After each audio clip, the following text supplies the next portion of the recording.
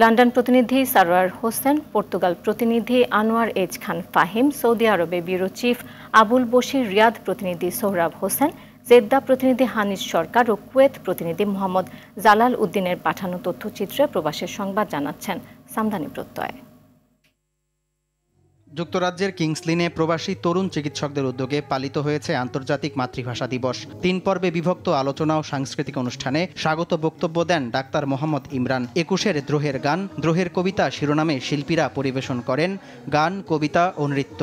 উদীচী শিল্পী গোষ্ঠী পরিবেশন করে দ্রোহের গান।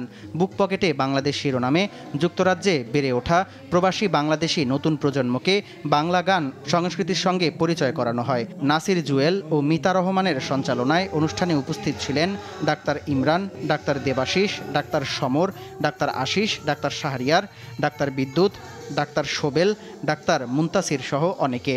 সম্মানিত উপস্থিতি, পর্তুগালের রাজধানী লিসবন শিল্পী গোষ্ঠীর উদ্যোগে আন্তর্জাতিক মাতৃভাষা দিবস উদযাপন ও এই সংগঠনের একযোগ পূর্তি উপলক্ষে স্মৃতি স্মারক পত্রিকা আলোর পরশের প্রকাশ উৎসব অনুষ্ঠিত হয়েছে। সংগঠনের পরিচালক ASM জাবেদ সরকারের সঞ্চালনায় আবু নাইম মোহাম্মদ শহীদুল্লাহ সভাপতি। অনুষ্ঠানে প্রধান অতিথি ছিলেন বাংলাদেশ দূতাবাস পর্তুগালের দূতালয় প্রধান SM গোলাম সরোয়ার সহ স্থানীয় রাজনীতিবিদ, সমাজকর্মী সহ অনেকে। রিয়াদে প্রবাসী বাংলাদেশি ডায়মন্ড কমিটির উদ্যোগে আন্তর্জাতিক মাতৃভাষা দিবস উদযাপন হয়েছে। আব্দুর রহিম ও আরফুল ইসলামের সঞ্চালনায় আব্দুল কাদেরের সভাপতিত্বে অনুষ্ঠানে প্রধান অতিথি ছিলেন DXN সৌদি আরবের কান্ট্রি ম্যানেজার বোবেন জোসেফ। অতিথি ছিলেন মোহাম্মদ রফিকুল ইসলাম, মোহাম্মদ লিটন মিয়া, শাহ আলম সহ আরও অনেকে। অনুষ্ঠানে কবিতা আবৃত্তি, গান সহ বিভিন্ন প্রতিযোগিতা শেষে পুরস্কার বিতরণ করা হয়।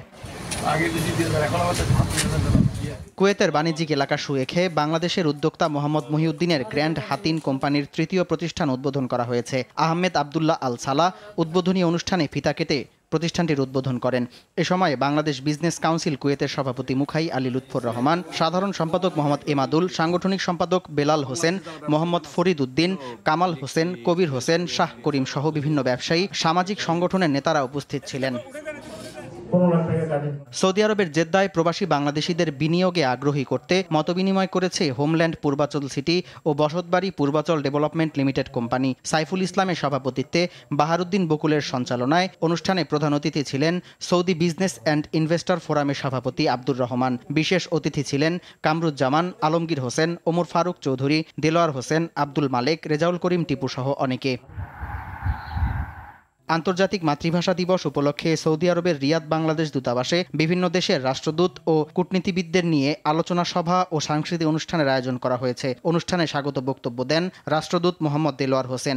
বিশেষ অতিথি ছিলেন শ্রীলঙ্কার রাষ্ট্রদূত ওমর লিব্বি, আমির আজওয়াদ ও কূটনৈতিক কোরের ডিন জিবুতির রাষ্ট্রদূত দায়া আদ্দিন সাইদ ও প্রিন্স সুলতান বিশ্ববিদ্যালয়ের প্রফেসর ডক্টর নুরুন্নবী। আলোচনা শেষে রিয়াদের আন্তর্জাতিক বিদ্যালয়ের শিক্ষার্থীদের অংশগ্রহণে নৃত্য পরিবেশন ও ভাষা দিবসের ওপরে তথ্যচিত্র প্রদর্শন করা হয়। অনুষ্ঠানে 10 জন রাষ্ট্রদূত সহ 40 জন কূটনীতিক উপস্থিত ছিলেন। মহান 21শে ফেব্রুয়ারি ও আন্তর্জাতিক মাতৃভাষা দিবস উপলক্ষে Dixon Bangla get together Salmiya Best Western হোটেলে অনুষ্ঠিত হয়েছে। আব্দুল হাকিমের সভাপতিত্বে মোতালেব হোসেনের সঞ্চালনায় অনুষ্ঠানে প্রধান অতিথি ছিলেন ডিকসন কুয়েতের কান্ট্রি ম্যানেজার মুরালি ভি নায়ের। অনুষ্ঠানে প্রধান বক্তা ছিলেন সাইফুল ইসলাম। এছাড়া মোহাম্মদ রফিকুল ইসলাম, জাহাঙ্গীর হোসেন, সোহেল রানা, ইমরান হোসেন, বাইজিদ বোস্তামি, কামাল হোসেন সহ আরও অনেকে অনুষ্ঠানে উপস্থিত ছিলেন। সামদানি প্রত্যয়, RTV।